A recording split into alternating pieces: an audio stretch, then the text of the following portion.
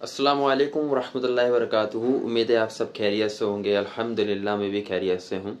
और आज का हमारा जो मौजू है ना, ये एक रिबटल वीडियो है, एक रिप्लाई है एक्स मुस्लिमों का। जैसे कि आपको मालूम है, हर जगह इस्लामोफोब्स है, चाहे वो टीवी चैनल्स हो, चाहे वो यूट्यूब हो, सोशल मीडिया किसी भी प्लेटफॉर्म्स को आप ले लो, तो हर जगह से इस्लाम को टारगेट किया जा रहा है। ठीक है, तो इसी तरीके से जो न्यूज़, ऐसे कुछ न्यूज़ चैनल्स है जो इस्लामोफोब्स को प्रमोट कर रहे हैं। ठीक है, तो न्यूज़ नेशन एक फेमस चैनल है, आप सब जानते हैं उसको, टीवी पर देखते हैं। उन्होंने एक तहरीर चलाई, क्या कहता है इस्लाम के नाम से, और उसके अंदर मुख्तलिफ एक्स मुस्लिमों को, वो मुख्तलिफ एक्स मुस्लिम जो ब्लास्फेमी करते हैं, झूठे हवाले देते हैं, जिनका कई डिबंक मैं अपनी वीडियोस, अपने शॉर्ट्स के अंदर कर चुका हूँ, आप भी देख चुके हैं। अगर आपने मेरा इंस्टाग्राम विजिट नहीं करा तो आप जाके देख लें, इंस्टाग्राम पे मैंने ज़्यादा मटेरियल डाल रखा है, लॉन्ग वीडियोस है वहाँ पर थोड़ी, है ना। तो मैंने काफ़ी इनका डिबंक कर रखा है, झूठ बहुत बोलते हैं। तो लेकिन उसके बावजूद भी ये लोग उनको बुलाते हैं फेम के लिए, ठीक है, टीआरपी बढ़ाने के लिए। तो ऐसी एक वीडियो और आई है अभी मेरे सामने, तो मैंने सोचा इसके ऊपर अपन रीबटल स्टार्ट करते हैं, और आगे मजीद और वीडियोस के ऊपर मैं रीबटल करूंगा और देखूंगा क्या कहता है इस्लाम के अंदर, क्या कहता है इस्लाम। एक लेबल लगा करके ये लोग किस तरीके से एक्स मुस्लिमों के झूठ को कबूल करते हैं। ठीक है, तो वीडियो अपन स्टार्ट करते हैं।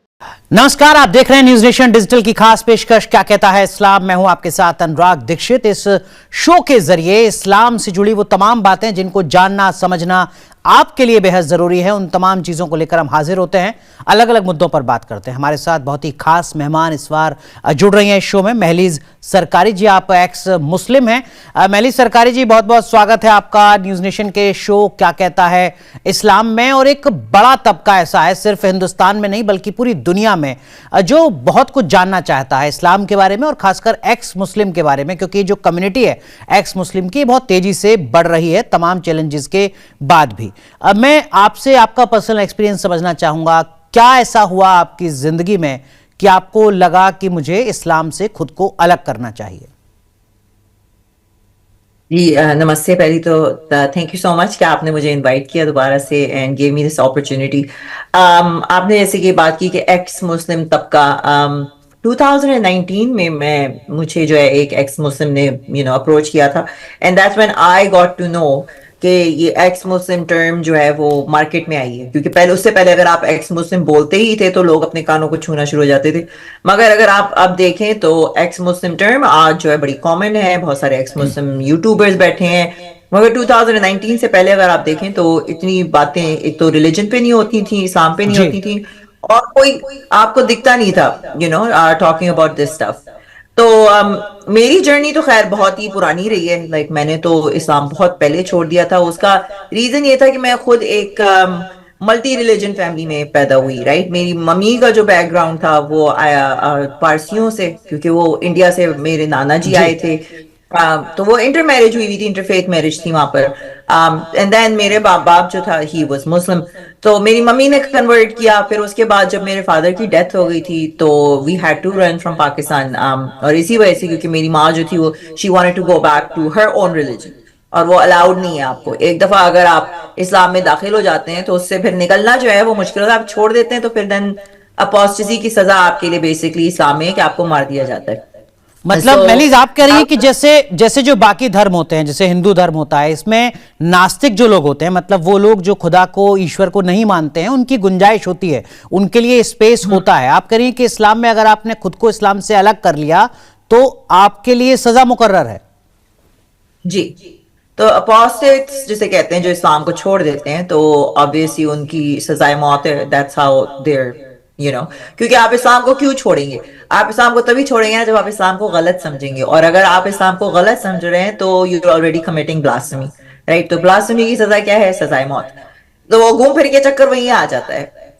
तो खैर मैंने तो बहुत पहले ही छोड़ दिया था। लाइक देखिए, सबसे पहली बात तो ये है कि इन्होंने कहा कि ना अपोस्टेसी की जो सज़ा है वो सज़ाए मौत है इस्लाम के अंदर।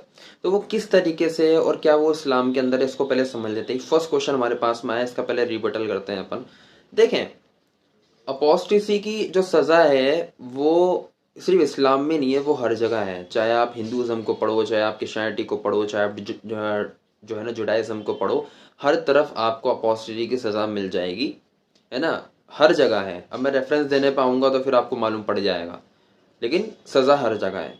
दूसरी बात ये कि इस्लाम किस तरीके से है, क्या ऐसा होता है क्या कोई मुसलमान था, अब उसने इस्लाम छोड़ दिया, अब वो मुर्तद हो गया, अब मुर्तद होने के बाद में है ना उसको डायरेक्टली जाकर के कोई भी कत्ल कर देगा? नहीं, ऐसा कुछ भी नहीं होता है। बहरहाल इस्लाम छोड़ना एक बड़ा जुर्म माना गया है इस्लाम के अंदर, लेकिन अगर आप अब्यूज़ करते हो, अगर आप ब्लास्फेमी करते हो, तो उसके बाद में आप पे सज़ा मुकर्रर है, और वो सज़ा भी देगा आपको हुकूमत देगी जहाँ पे शरिया लॉ है। ठीक है, मतलब ऐसे नहीं होता है कभी भी, ये गलत अफवाह है। कोई भी ब्लास्फेमी, यहाँ तक कि ब्लास्फेमी पकड़ के चलो कि ब्लास्फेमी अगर कोई करता है, आप वसल्लम की शान में गुस्ताखी करता है, अल्लाह सुब्हाना व तआला की शान में गुस्ताखी करता है, तो कोई भी आप मुसलमान देख करके उसको मार दे, नहीं, हरगिज़ नहीं, ऐसा बिल्कुल भी नहीं होता। ठीक है, उसकी सज़ा यही है कि उसको पुलिस की गिरफ्तार, उसको है ना उसकी गिरफ्तारी करी जाए, हुकूमत के हवाले किया जाए, हुकूमत उस पर मुकदमा चलाए, फिर उसको ब्लास्फेमी की सज़ा मिलेगी। अगर ना शरिया लॉ है तो वहाँ पे फिर उसको कत्ल की सज़ा दी जाएगी। अदरवाइज अगर आप नॉन अरब या नॉन इस्लामिक कंट्री के अंदर रहते हैं तो वहाँ का जो लॉ है उस हिसाब से आपको चलना पड़ेगा। ये पूरा प्रोसेस है ना एक तरीके से। वरना अगर ऐसा होता तो मैडम जी आप भी नहीं बच पाते, अभी तक तो आपको भी उड़ा दिया गया होता कोई ना कोई आ करके, है ना। चलिए आगे चलते हैं, अब आगे सुनते हैं। तो आयतें मेरे सामने आई, the other things are started coming in front of me, तो फिर मैंने कहा ये तो बहुत ही अच्छा किया कि मैंने छोड़ दिया, बिकॉज ठीक है, I don't want to be associated with something like ऐसी दिस। ऐसी कौन सी आयतें आपके सामने आई जिसके बाद आपको लगा कि आपने बहुत पहले जो इस्लाम छोड़ने का फैसला लिया था वो बिल्कुल सही फैसला था? एक जो बहुत ही डिस्टिंक्टिव चीज मुझे याद है कि मेरी माँ को मेरा बाप जो था, जो वो एक सर्टेन ट्राइब से थे, वडेरे थे, तो उन लोगों को होता है कि मारना कुटना जो है औरत को जूती समझा जाता है, राइट।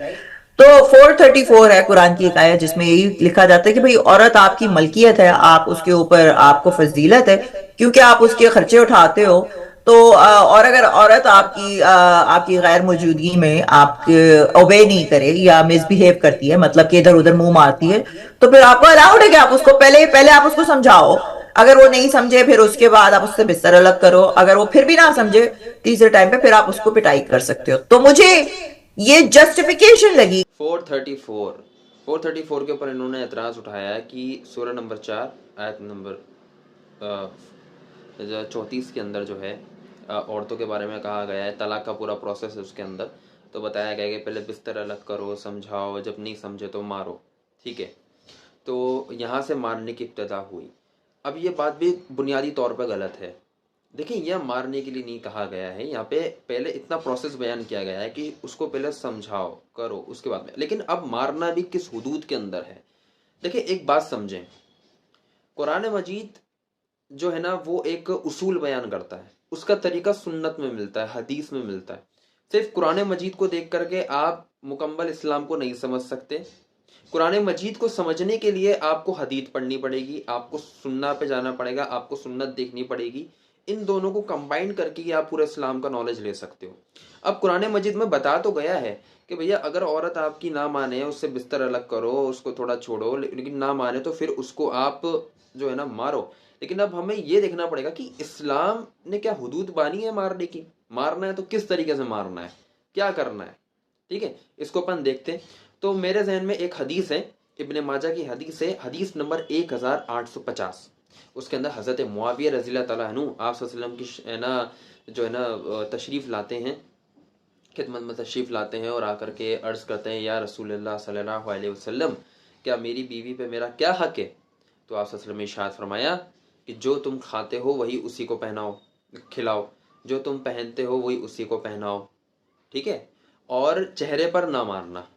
अगर कोई बात हो जाए, कोई हो ऐसी मारने वाली, लेकिन चेहरे पर मत मारना, देखो, है ना। तो यहाँ पे जो बताया गया है साफ तौर पे कि चेहरे पे औरत के नहीं मारना, और बहुत हल्की डांट मारने को लाया, वो इस आयत के अंदर ही है ना। इसी आयत के अंदर है, इसका भी रेफरेंस मैं आपको देता हूँ।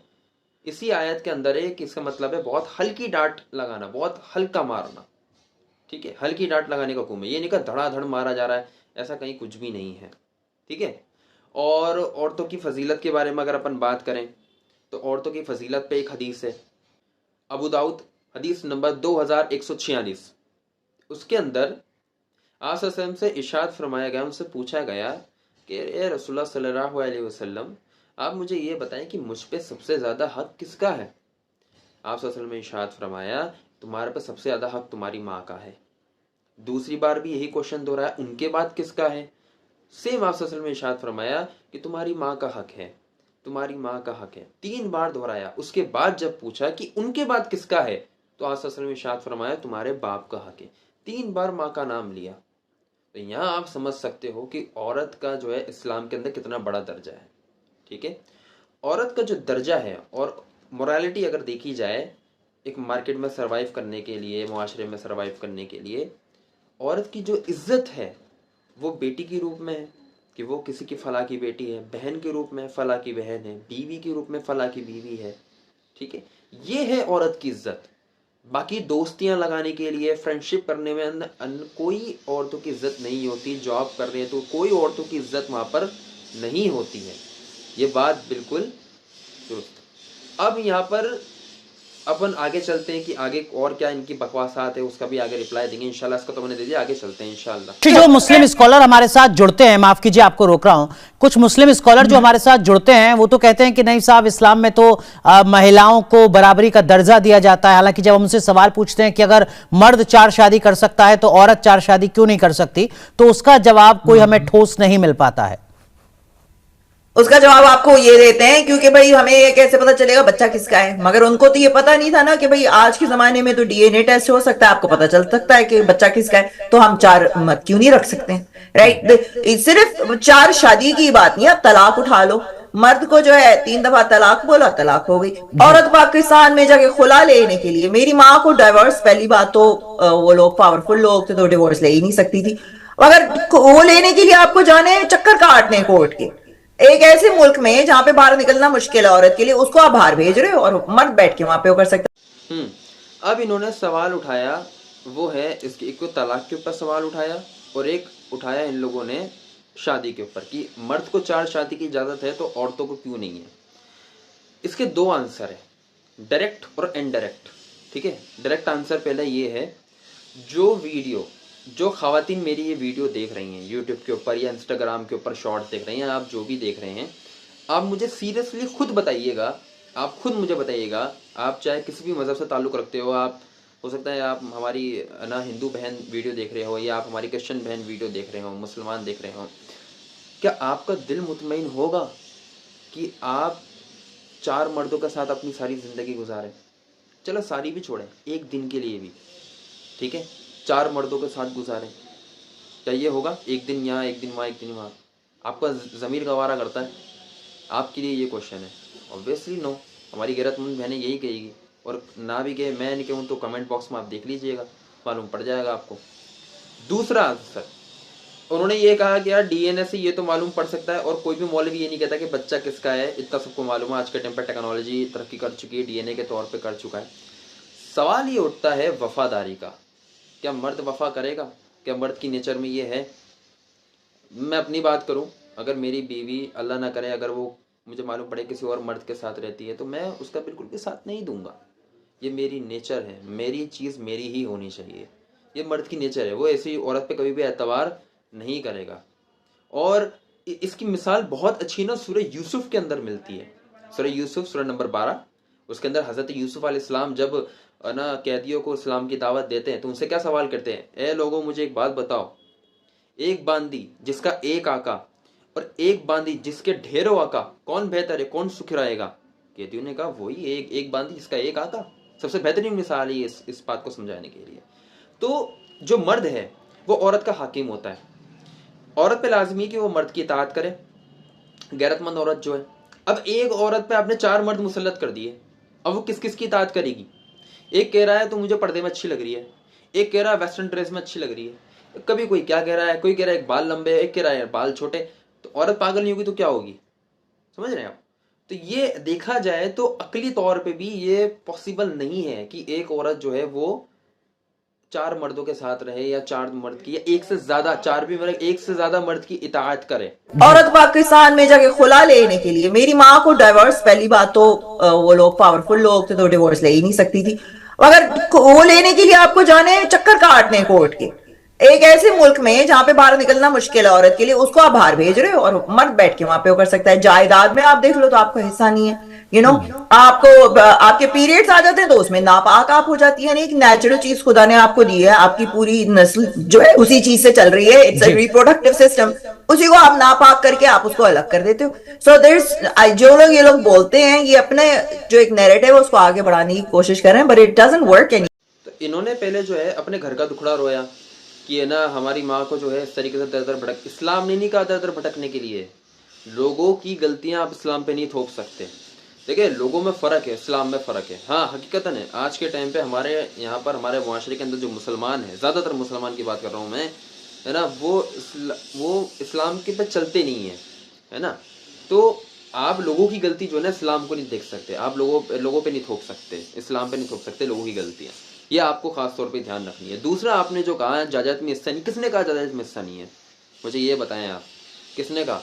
कुरान के अंदर पूरी एक सूरह निसा, सूरह नंबर 4, निसा का मतलब होता है औरत, वुमेन।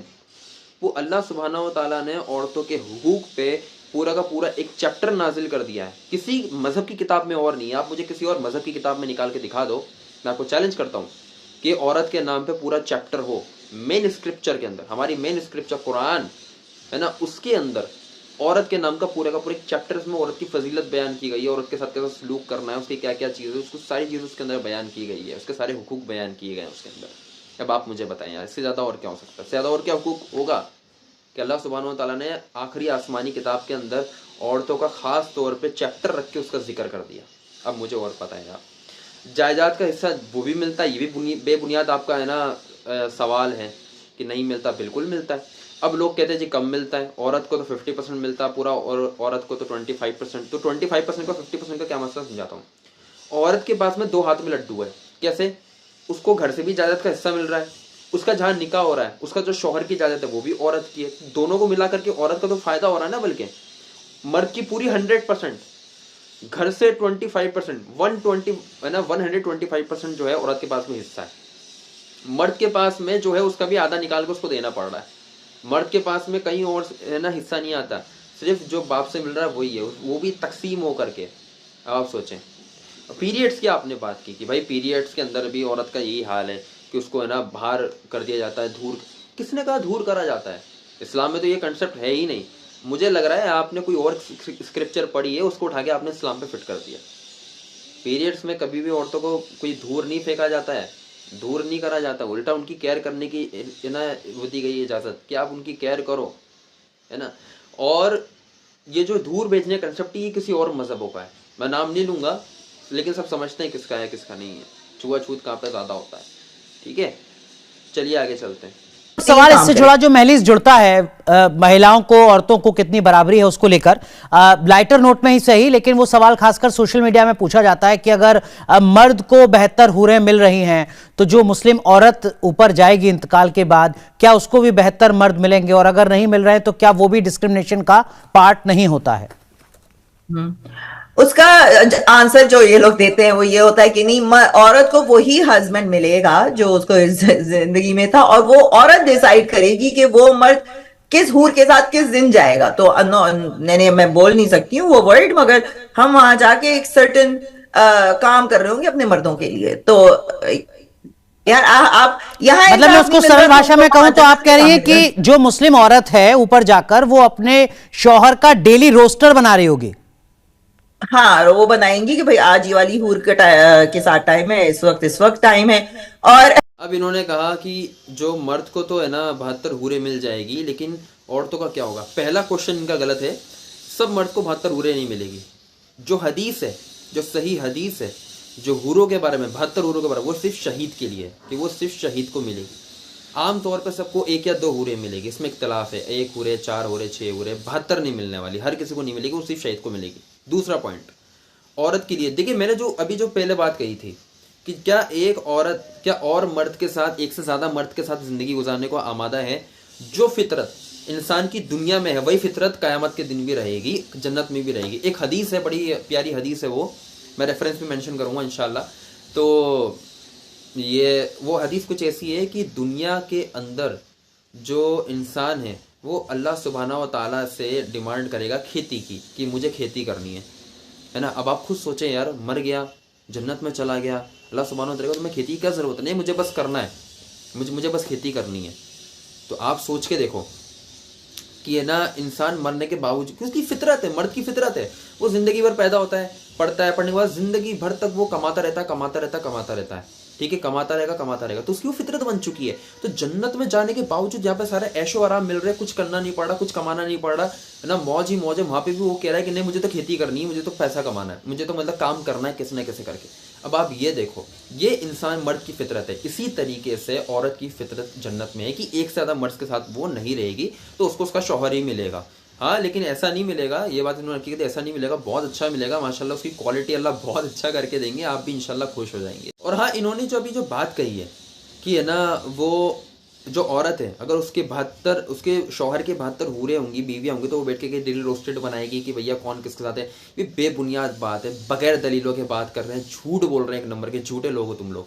कहाँ लिखा है, मुझे निकाल के दिखा दो, कोई रेफरेंस नहीं, ना किसी हदीस का रेफरेंस है, ना किसी कुरान का रेफरेंस है।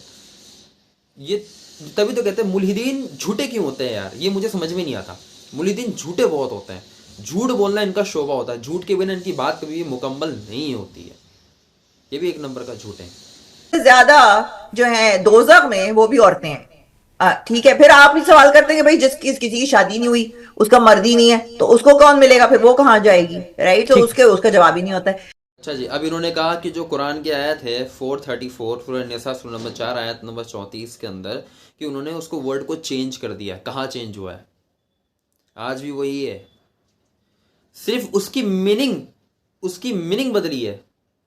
जो ओरिजिनल टेक्स्ट है कल भी वही था, आज भी वही है, महीने भर पहले वही था, साल 10 साल 100 साल 1000 साल 1400 साल पहले भी वही था, आज भी वही है। एक वर्ड भी नहीं बदला है, बिल्कुल भी नहीं बदला है। अब रहा मसला ट्रांसलेशन बदला। देखें, लैंग्वेज जैसे जैसे तरक्की करती है, लोग जैसे जैसे कुरान को समझेंगे उस हिसाब से लिखते हैं। अगर किसी ने कुरान की कोई आयत लिखी है अरबिक के अंदर, और वो लिखने के बाद में अगर उन्होंने उसका ट्रांसलेशन अलग लिखा, तो इससे कुरान नहीं बदल जाएगा, वो ट्रांसलेशन गलत हो सकता है, कुरान गलत नहीं हो सकता। कुरान तब गलत होगा जब ओरिजिनल अरबिक टेक्स्ट बदला जाएगा।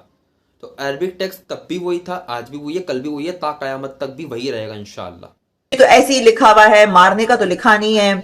पहले गूगल पे अगर आप जाके उसकी ट्रांसलेशन देखते थे तो उस पर लिखा आता था कि स्ट्राइक।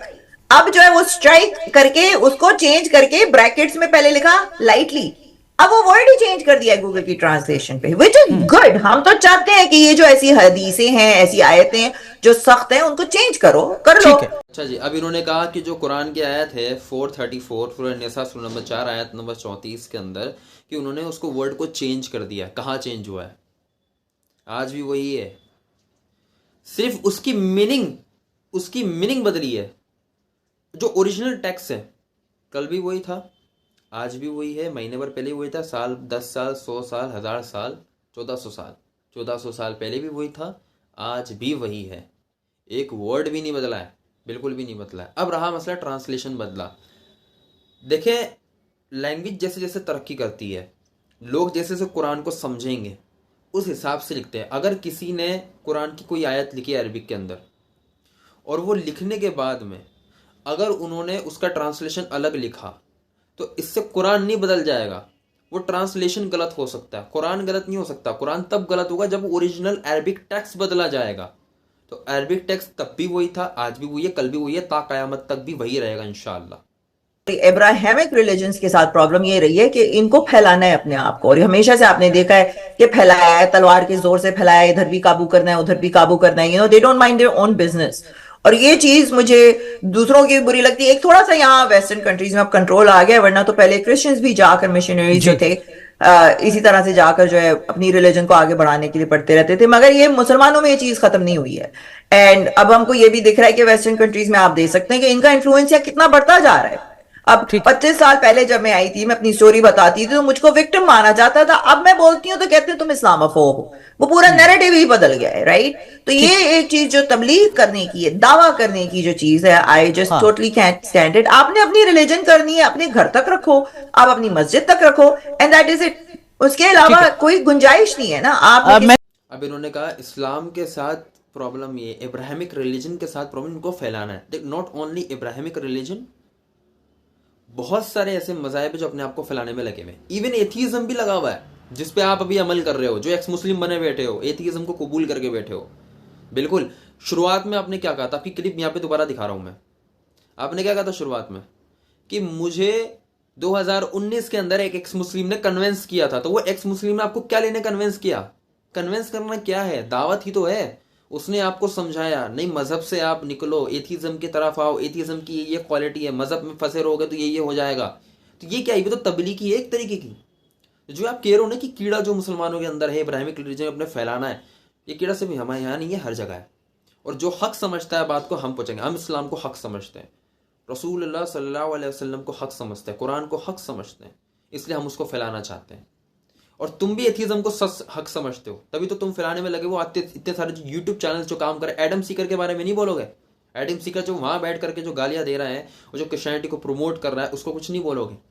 समीर को देखो, सनातन को प्रमोट कर रहा है। साहिल को देखो, वो इंसानों का देवता बना बैठा है।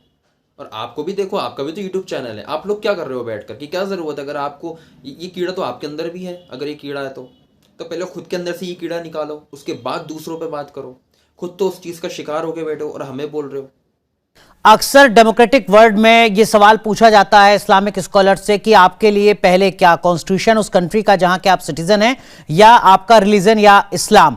आपके मुताबिक इस्लाम में क्या कहा गया है? जिस देश के वो सिटीजन हैं उसका कॉन्स्टिट्यूशन उनके लिए पहले है या इस्लाम पहले है, शरिया पहले है? और शरिया का मतलब क्या होता है? अगर शरिया लॉ लागू हो जाता है पूरी दुनिया में तो इसका मतलब क्या होगा? थोड़ा आसान शब्दों में अगर आप समझा सकें दर्शकों को।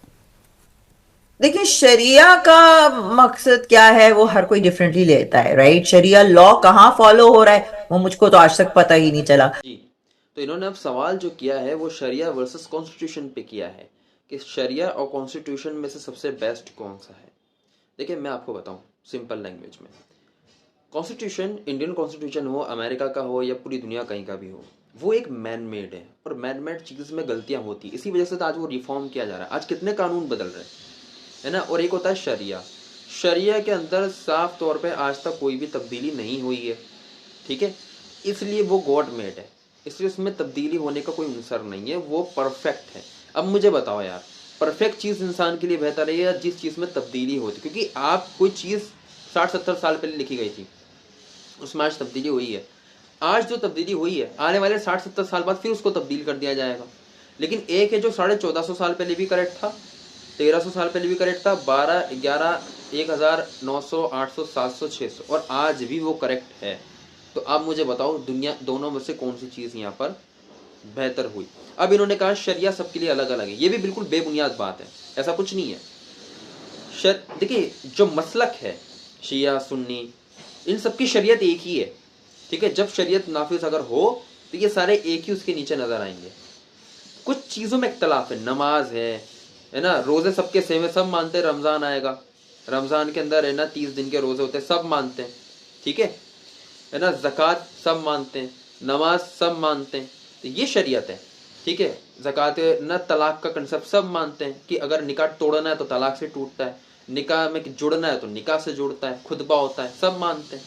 ये है शरीयत जो सबकी सेम है, अलग अलग है। ये दावा आपने करा है, इसका प्रूफ आपको देना है, ये आप मुझे इसका प्रूफ देंगे, ये आपके लिए मेरा चैलेंज है।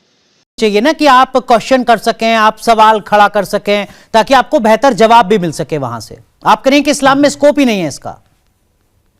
नहीं, देखिए जितनी भी सोसाइटीज को आप देखो जो आगे बढ़ी हैं, उन लोगों ने यही किया ना, क्वेश्चन किया। ये freedom of speech, in countries में जो फ्रीडम ऑफ स्पीच है वो स्पीच नहीं है जो आपको पसंद है, उसको प्रोटेक्ट करने के लिए नहीं है, वो है जो आपको पसंद नहीं है। फिर ये आ जाते हैं हेट स्पीच पे। तो देखिए हेट स्पीच पे ऑलरेडी लॉज पड़े हुए हैं यहाँ पर। अब देखिए इन्होंने कहा कि सवाल करने का तो हक होना चाहिए ना, तो सवाल करने का हक है। हमारे मुफ्ती यासीन नदीम अल-वाजिदी साहब, उनके लाइव सेशंस होते हैं डेली बेसिस, उनके हर वीकली बेसिस पे सेशंस होते हैं जिसके अंदर वो सवाल और जवाब का हक देते हैं। हमारे उलमा इकराम हमारी मस्जिद में बैठे हैं, हम जाकर के उनसे सवाल कर सकते हैं। सवाल करना एक अलग चीज़ होती है, ब्लास्फेमी करना अलग चीज़ होती है। ये लोग ब्लास्फेमी करते हैं, ठीक है, खुद का उसूल लगा देना। एक होता है सवाल करना कि ये मसलन तलाक का मसला है कि मुझे ये तलाक का कंसेप्ट को समझ में नहीं आया, ये है, लेकिन मैं को ब्लास्फेमी पर अगर आ जाऊँ कि नहीं ये तो बेकार है, नाउजुबिल्लाह ये तो गलत है, इस चीज़ की इजाज़त नहीं देता इस्लाम, ब्लास्फेमी की इजाज़त नहीं देता इस्लाम। इस्लाम क्वेश्चंस की इजाज़त तो देता ही देता है। अल्लाह सुब्हानहू व तआला क्या खुद नहीं कहता कुरान के अंदर, क्या गौर करो इस आसमान पे हमने किस तरीके से बनाया है, हर चीज़ पे गौर करो। अल्लाह मतलब क्वेश्चन उठाने के लिए कह रहा है अल्लाह, क्वेश्चन तो उठाओ, देखो सरी तहकीक करो यार, ये आसमान कैसे बना है, इल्म हासिल करो, पेड़ का इल्म हासिल करो, अपने अंदर झांक के देखो, अपने अंदर क्वेश्चंस बिल्ड करो, क्वेश्चंस उठाओ कि मेरे अंदर ये इतनी सारी चीज़ें हैं, है ना, तो ये चीज़ें किसने बिल्डअप करी है, क्वेश्चन उठाओ। इस्लाम खुद कहता है, कुरान खुद कहता है क्वेश्चंस उठाने के लिए, बिल्कुल हक है, ये आपकी बेबुनियाद बात है। बहरहाल क्वेश्चंस इतने ही थे इसके सारे के सारे वीडियो में, और खुलासा ये निकला, मैं लिटरली बताऊं, पूरी कॉन्वर्सेशन सुनने के बाद में मुझे ये लगता है कि इनका ये जो चीज़ें हैं इन लोगों की जो इन्होंने बोली हैं, यहाँ पर एतराज़ात करे हैं, मुझे नहीं लगता कि इससे इस लड़की का इस्लाम से कोई ताल्लुक था। अगर ये था भी तो मुझे लगता है तो नमाजें भी नहीं पढ़ती होगी जब ये मुसलमान थी, बस नाम लिहात मुसलमान जो होते हैं ना हमारे, जिनके दीन की कोई समझ ये उन उससे भी गई बीती है। मैं रियली बताऊं आपको, मुझे लगता है इसके अंदर कोई इल्म है या कोई इल्मी हैसियत इसके अंदर होती है, क्योंकि मुझे सुन के बिल्कुल भी ये नहीं लगा कि कोई है ना मुसलमान था और ऐसा सवाल कर सकता है। थोड़े बहुत तो नॉलेज होना है यार इंसान के अंदर, इसके अंदर तो वो भी नहीं है। अब मुझे बताओ इसका अपन क्या रिबटल करें, लेकिन बहरहाल आप लोगों के एंटरटेनमेंट के लिए मैं लगा देता हूँ। तो अब इस पूरी कॉन्वर्सेशन के ऊपर आप अपनी राय कमेंट बॉक्स में मुझे दीजिएगा और मुझे बताइएगा, और इंशाल्लाह अपन आगे और ऐसे एक्स मुस्लिमों की वीडियोस का रिबटल करते रहेंगे जैसी हमारी सलाहियत है। दुआ में आप सब मुझे याद रखें। आपका अपना सोहेल अली। अस्सलाम वालेकुम।